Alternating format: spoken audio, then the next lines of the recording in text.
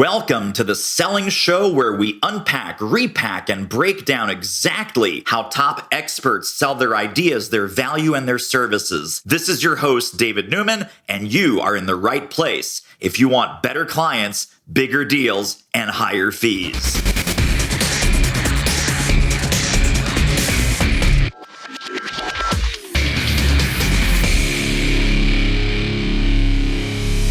Wouldn't you want every sale to be smooth? You would. And luckily, I have Mr. Smooth Selling Forever, Craig Lowder. Welcome to the show.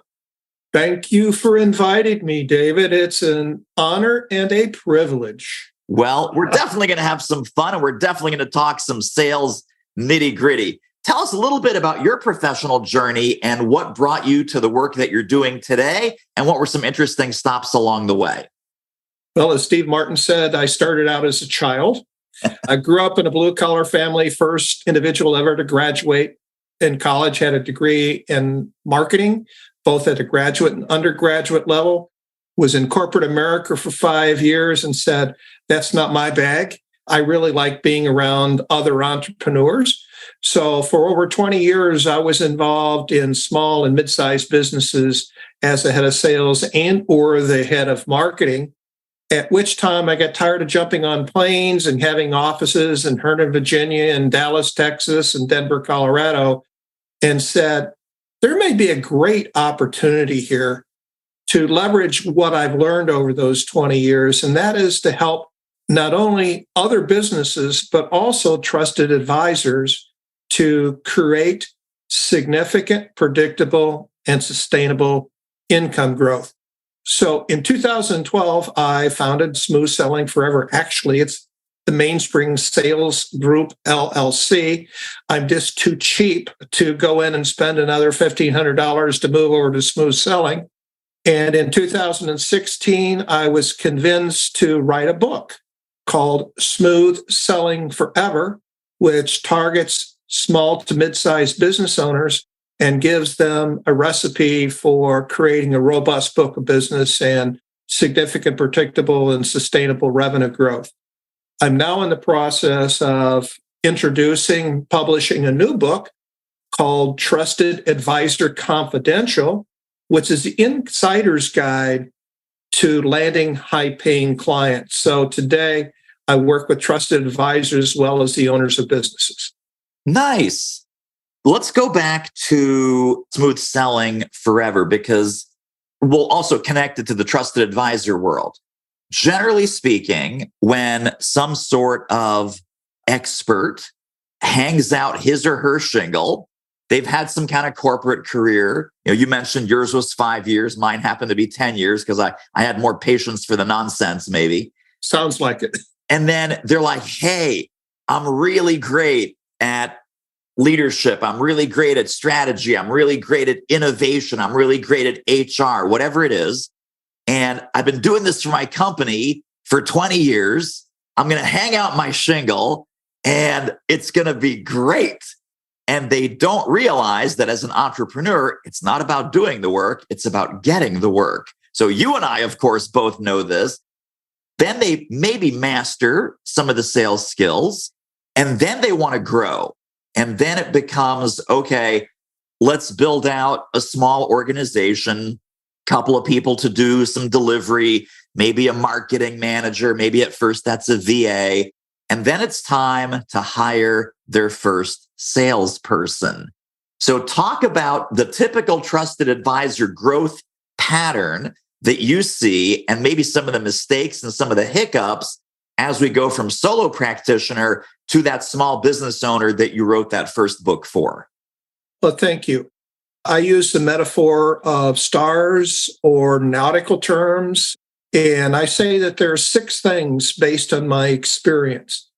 Number 1, as they grow, they're doing it because they are a trusted advisor. They really deliver value to their clients, and they have a very positive reputation. That's quite a bit different when you're seeking to scale, because you have to rely on others to do the work that you've done in the past. So the 6 stars that I found making that transition that one needs to follow is targeting the right clients, making sure you're pursuing the right opportunities, because as you and I both know, not all clients, not all customers are the same. Once you define who your ideal customer is, then you need to develop a message that resonates with that target audience. And you can't do that without having an end in mind, a target. You have to develop a sales process map that is congruent with your target audience's buying process. Fourth, for yourself and for the business development folks in your business, you need to establish, and I'm going to use the dirty word first, KPIs, key performance indicators. Nobody likes that. I call them sales success standards. Both activities and results, you need to select somewhere between 5 to 8 metrics that you want to track to. And there should be standards established, just like on the golf course. What's par for the hole? What's par for the round? Every competitive business developer wants a scorecard. They want to know how they're doing. Fifth, lead gen. And I'm a firm believer that you don't turn on the water pump for leads until you get good at converting those leads. Otherwise, it's like going to the water pump with a bucket that has holes in it, and you're priming the pumps for leads. And as they come out and go into your bucket, they evaporate into the soil. So lead generation is very important, and having diversity around that. And sixth is making sure that you're regularly feeding the funnel, that you've got top of the funnel, in the funnel, best view that you're pursuing, so that you have a high probability of a desirable outcome. That means winning a new client or winning a new piece of business. Yeah, wow. There's so much to dig into there. Let me start by sales process map. So first of all, when most trusted advisors, or even most small business owners, you put those 2 words together, Craig, sales and process, and they look at you like Scooby-Doo, and you get that kind of like head tilt, and it's like every sale rolls out differently. We don't know where they came from. We don't necessarily know what they want. We customize everything. Sometimes it's 1 conversation. Sometimes it's 3 conversations. Sometimes it's 6 months. Sometimes it's 6 days. But I don't know. It's like, Craig, what in the world is a sales process? And what in the world is a sales process map? When your clients ask you those questions, talk to us about sales process and then your specific methodology of the sales process map. There's a great number of questions in there. I know. It would be akin to my coming to visit you and now outlining the way that I'm going to go to get there so that I get there in a timely fashion and safely. Sales processes, there are best practices around that. And what I believe I mentioned earlier, it needs to be congruent with the buying process. So based on your target audience, you need to sit down and say, okay, I've just put my buyer's hat on. What steps are they going to go through to make the best decision for them? Once we outline those steps, now we can develop our sales process to ensure that we're going down the road in the same direction and at the same speed. So you're building a relationships really founded in trust, where they're saying, this individual really gets me. They understand me. They understand my business. They just seem to be always 1 step ahead of me. I trust them. And let's face it, by drawing out a map, many cases, our prospective clients haven't purchased from someone like us before. So they don't know the roadmap either. So we're basically, with the sales process map, giving them a guide to get to a point of, okay, what do I need to buy? Who should I potentially, or who can I potentially buy from? And who am I going to end up buying from so they end up with the best decision for themselves or for their organization? And David, they're typically, and I use the word process maps plural. Most people think there's only one process. I've found that there's a minimum of three: new client acquisition, existing client upsell, cross-sell, and or reorder/recharge.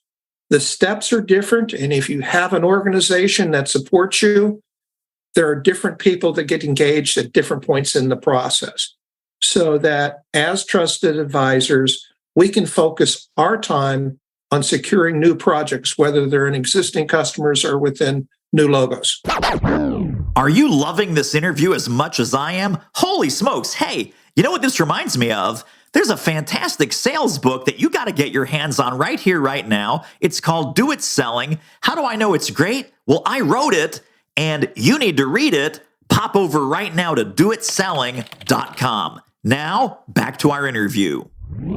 So the reorder, that would be like a past client reactivation type of campaign? Could be. It could be an extension of a contract. That's a reorder. It could be somebody coming back to you in the past and said, I know we did this 6 months ago. I'd like to do the same thing all over again. And you or I may have to get involved, but when it comes to the logistics of the contract, et cetera, we may have an associate, an assistant that helps us logistically get that done. Now, I'm imagining when you say find their buying process, and it's especially intriguing when it's like, well, they've never bought something like this before, so they don't know what the process is. We don't know what the process is. Talk a little bit about that role of leadership in a sales function, that we are leading them. If they don't have a map, then obviously we have to create the map and we have to walk them through some stages and phases of discovery and conversation and ROI and all of those things. How do we detect what their buying process might be to determine A, if they have one, and then B, if they don't have one, how we can create one that hits all the marks? Great question, David. You and I, as much as we may think that we have all the answers, we really don't, because each client is different in terms of the way that they sell. So what is a sales process map, or what is a sales process? It's a compilation of best practices of those who've been doing the job for a period of time. In that way, we're able to transfer ownership of the process from you or I as an advisor, as a consultant, to the people who are actually responsible for implementation. So if it works successfully, pat themselves on the back and celebrate.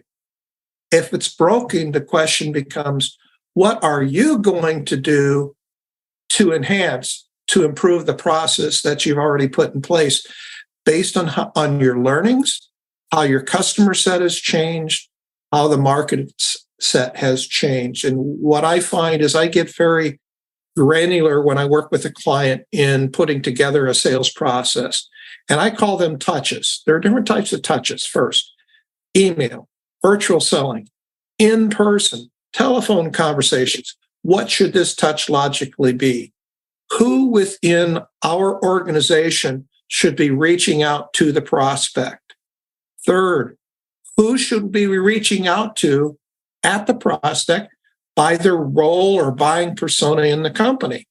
And each interaction, each touch should have a desired outcome from our perspective. It's not that we're delivering this, but no, our outcome is to schedule that next meeting or to schedule that next discussion or review a document that we're going to be sending over. In turn, we need to get a commitment objective back from the prospect. I understand and I agree to do that. Also, at this interaction point, are there any deliverables that need to be exchanged? Are they expected to send something to me? Am I sending something to them to facilitate the process? And then with each interaction, although we may play the game of 20 questions, there's typically 3 to 5 questions that need to be answered in the right way for us to know as sellers if we're moving closer to a sale or we're not. And then finally, each of these interactions need to be timed.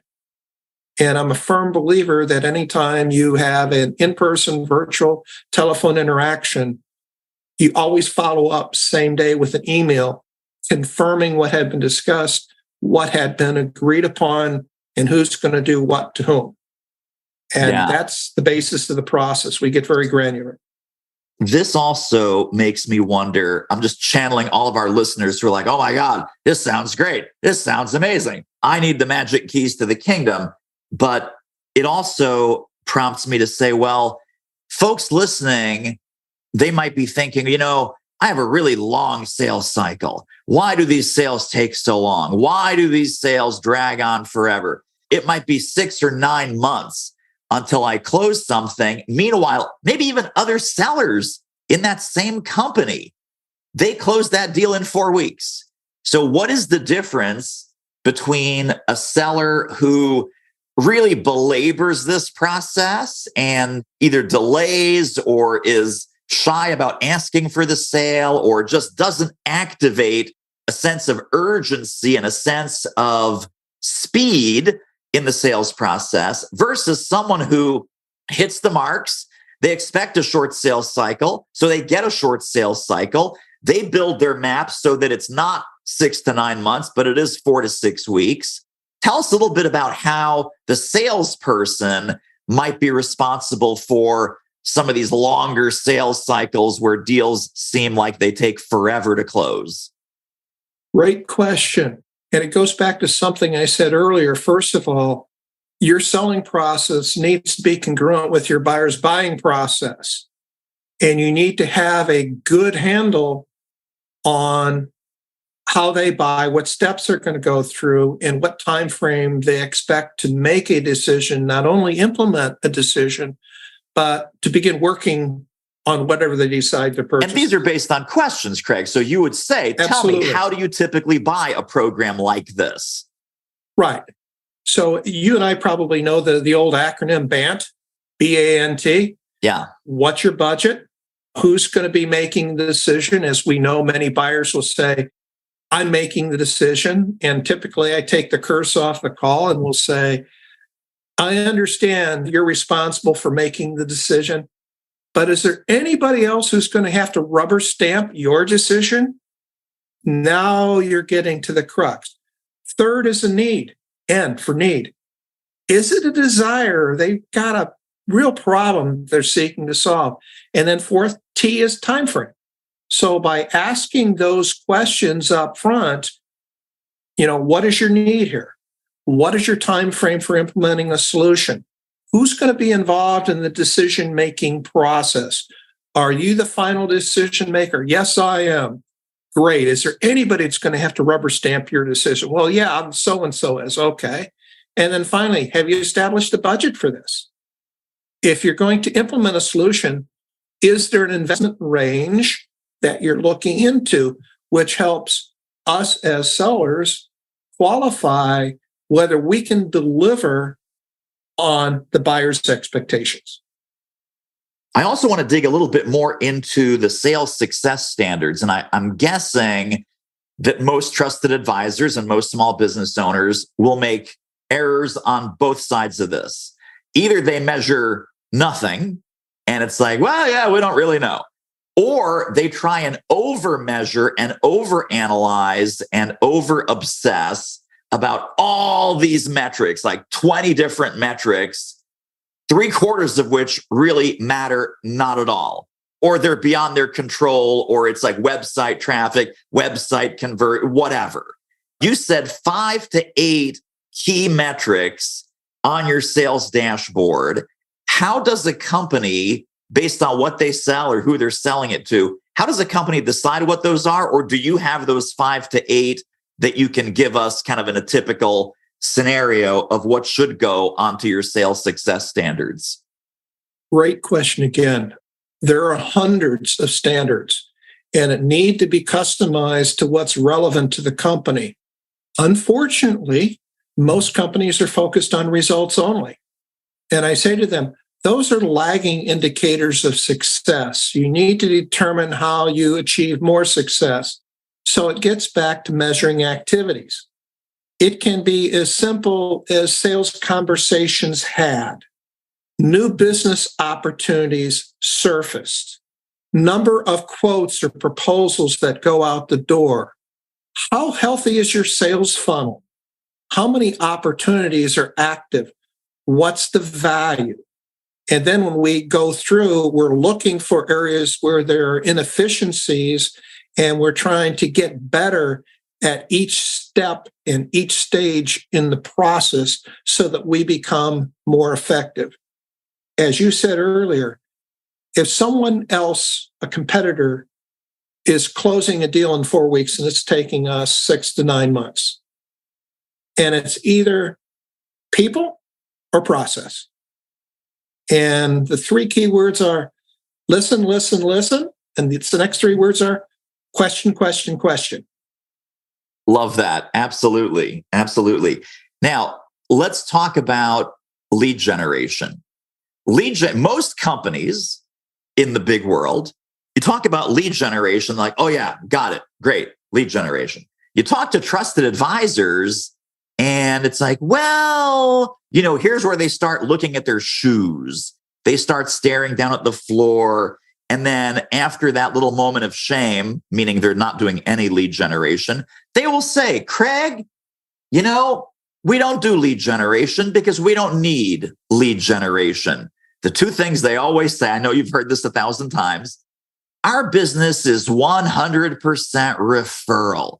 Our business is 100% word of mouth. We don't do lead generation. We're not salespeople. We're trusted advisors. We're consultants. We're accountants. We're attorneys. What are you talking about? Lead generation, ew, that's for salespeople. It's almost like they hold it up like a little rat by the tail, like, ew, lead generation. No. Word of mouth and referrals, that's where we live. What is wrong with that philosophy? And tell us about lead generation done the right way for trusted advisors. Well, I think it's a great philosophy because the research shows that 4 out of 5 new clients that you or I or any trusted advisor ends up closing is probably coming from a referral source. The question we have to go back and ask ourselves, are those ideal clients? Are some of them filtering through that we really don't want to have as clients? The second thing to really consider is they're probably not getting 100% referral. You also have to look at how many introductions or referrals have been made that you haven't closed and why. So I'm a firm believer, even at a solopreneur trusted referral level, like a good investment portfolio, you need to diversify. So I say, look to have 10 active lead generation strategies in place at all times. So what doesn't happen, and it's happened to me, my primary referral source, lead generation source, acquired a competitor. Guess where those leads went? If I would have been totally reliant on those source of leads, I'd be pulling my hair out. I'd be dead in the water. I'd be staying up at night and saying, now what do I do? So the key thing, again, is to diversify. Identify your sources of lead. Identify your conversion rates. Make sure that you are intentionally building your referral network. When I ask trusted advisors, small business owners, what are their lead generation sources? They may come up with 2, they may come up with 3. Oh, my website, I do some social media, I get some referrals. Okay, referrals from who? Is that it? Yeah. Well, you have people that are involved in business development, don't you? Boots on the street? Yes, they're responsible. But I think we've entered a very unique time, David, and we're going forward and we're not going back. We have entered the world, which has been accelerated by COVID, into virtual selling and digital self-serve. And if you look at the studies on how buyers make informed decision, if you can picture an upside down snowman with a big ball at the top, the research shows that 70% of the decision process is complete at the cognitive stage, the large snowball at the top. What am I going to buy? The next step is the stage of where you're looking at, divergent stage of where you're looking at, well, who can I buy this solution from now? And then finally convergence say, well, here's my decision, I'm moving forward. But we have to understand we have the most power in influencing the buying process and the characteristics that they're going to be using to make an informed decision at the cognitive level. What does this mean? Everybody is doing their research online now. They don't want to meet with the seller. They only want to meet with them after they made their decisions. And you add the Gen Zs in there and the millennials, they don't want to talk to anybody. Why do I need to talk to anybody? I can get all the information I need online. What are the implications? We have to have valuable content that's easy to find online rather than bucking the trend, swimming against the tide. We need to make sure that we're highly visible. We need to make sure that we create awareness within our target audience. And we need to deliver the right content that they're raising their hands and saying, I need to talk to you. Tell me more.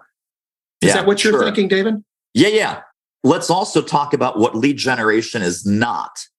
Because when you ask these questions, Craig, you say, well, tell me about your lead generation. They say, oh, we have a blog. We're doing a lot of content marketing. We post on LinkedIn 2-3 times a week. So tell us about what's the difference between content marketing or quote unquote visibility strategies. And those are good visibility strategies, but that's different than lead generation.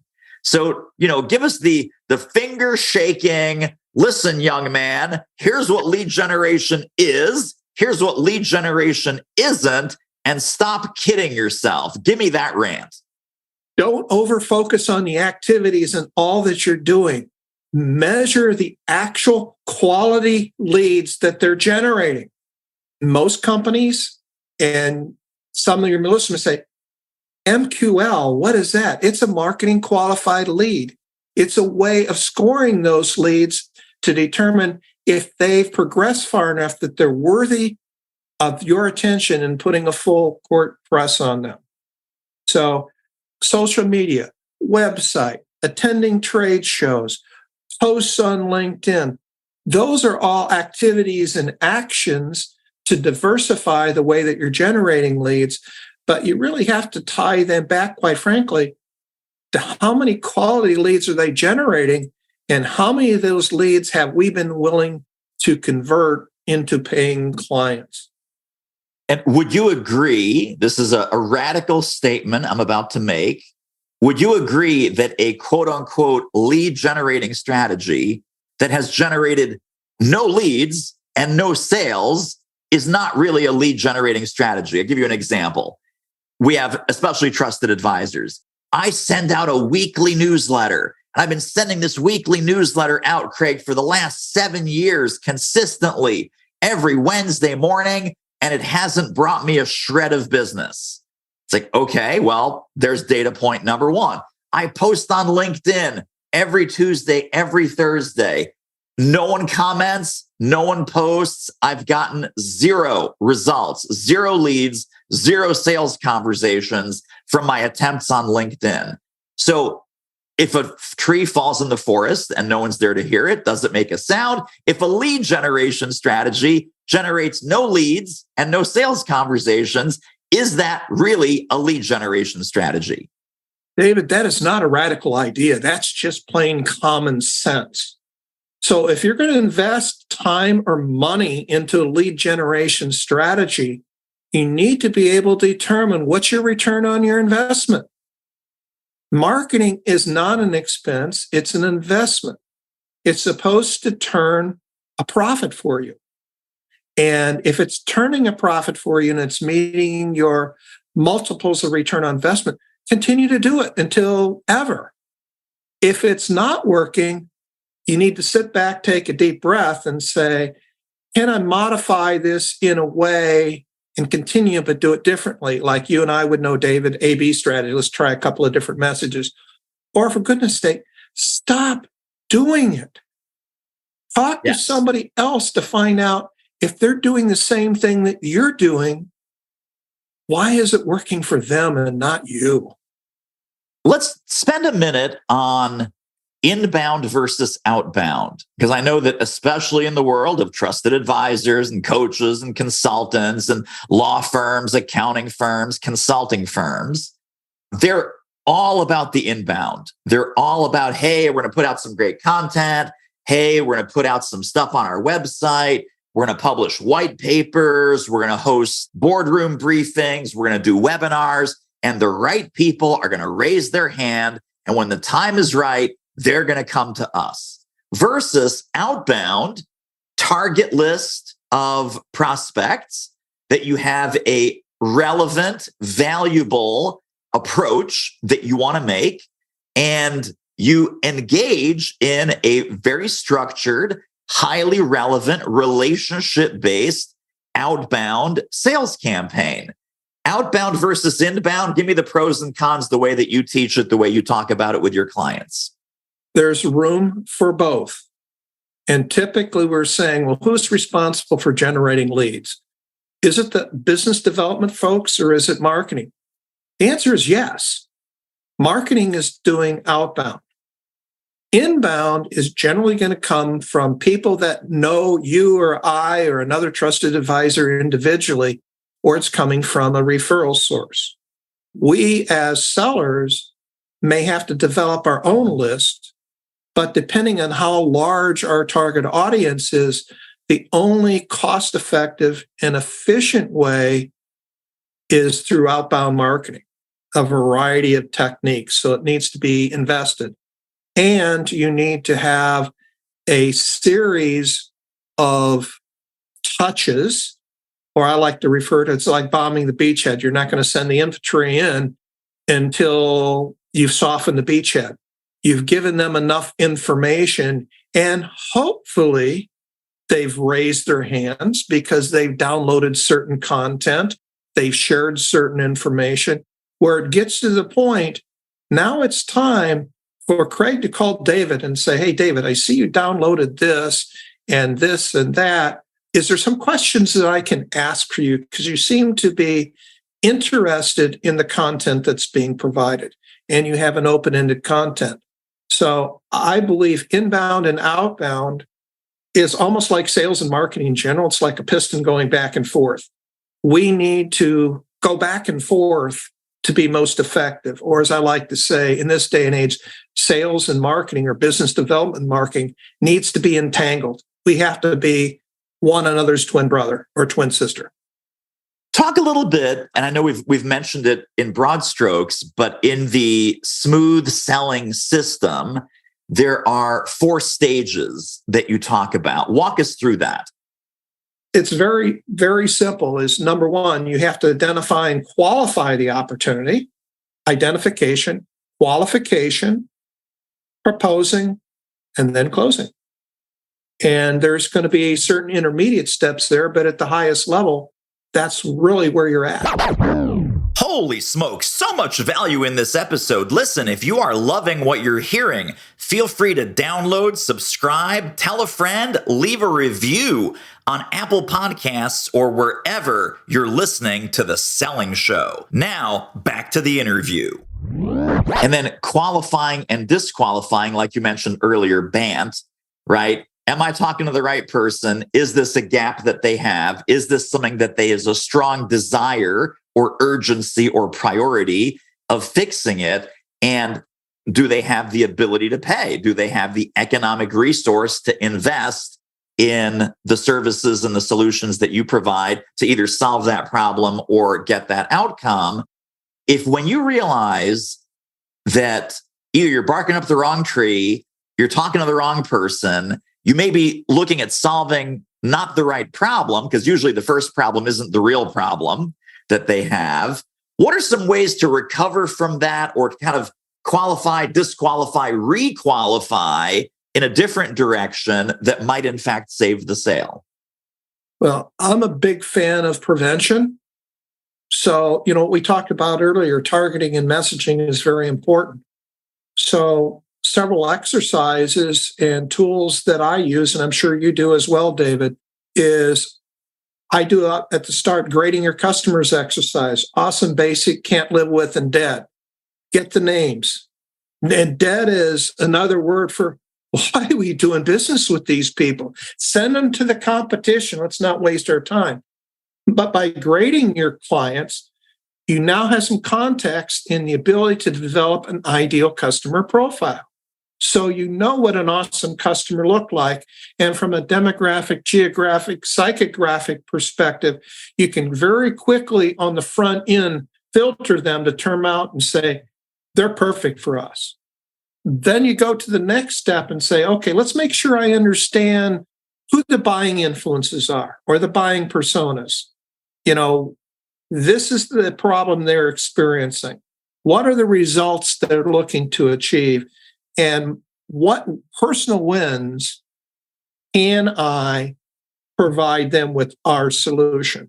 When it comes down to with the plane already being in the air and you're going down the process, it's time to take a deep breath and step back and have that critical conversation with your customer, going back to BANT and making sure that we're on the same page and nothing has changed since we have started the project. And when it goes off balance like that, it's either things have changed. We as sellers have and trusted advisors have not done a good job of listening, asking the right questions, and getting to the core problem. We're treating the superficial examples of what's going on. And I'm a firm believer that there's a 4-question process that is, what is the root cause of the problem? How did we get here? What do we need to do to fix it? And how do we know it's fixed? And that will help put everybody on the same page. And then we, as trusted advisors, have to decide whether we move forward or we gracefully exit from the process by being very honest and saying, I don't think that I'm the best fit for you, and here are the reasons why. And in some cases, a prospect will actually come back and overcome your objections. No. I don't want you to go away. Here's why. Now you still have to decide whether they're a right fit for you or not. But when you're not a fit, it's always great to say, we're not a fit for you, and here's why.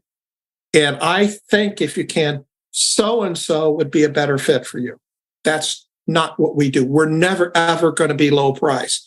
We're never, ever going to compromise on quality just to win a piece of business.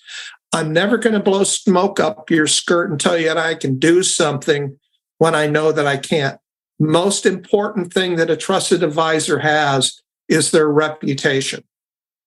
And you need to keep that reputation intact, because many of us don't realize if we have a bad reputation with one person, they're probably telling 10 other people, and they're telling 10 other people. And all of a sudden, the whole process of landing new business becomes much, much more difficult.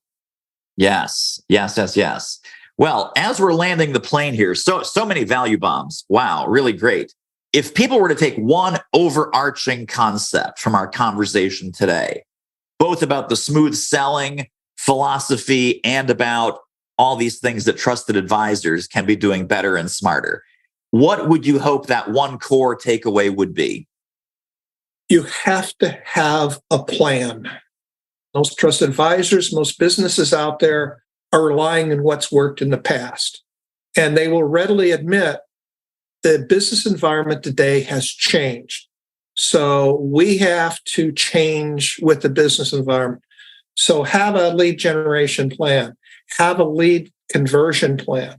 Make sure that you have the systems in place to measure the effectiveness of the plan, and make sure that you're putting the right people in a business development role. Because I see with a lot of trusted advisory firms, professional firms, CPA firms, law firms, etc., there are certain people that are really cut out to do business development. Other ones just want to do the work. So don't try to put that round peg in that square hole. Amen times 10. Well, Craig Lowder, how can people get connected and stay connected to more of your brilliance? What gifts, what resources, what links can we share in the show notes? Oh, stop, David.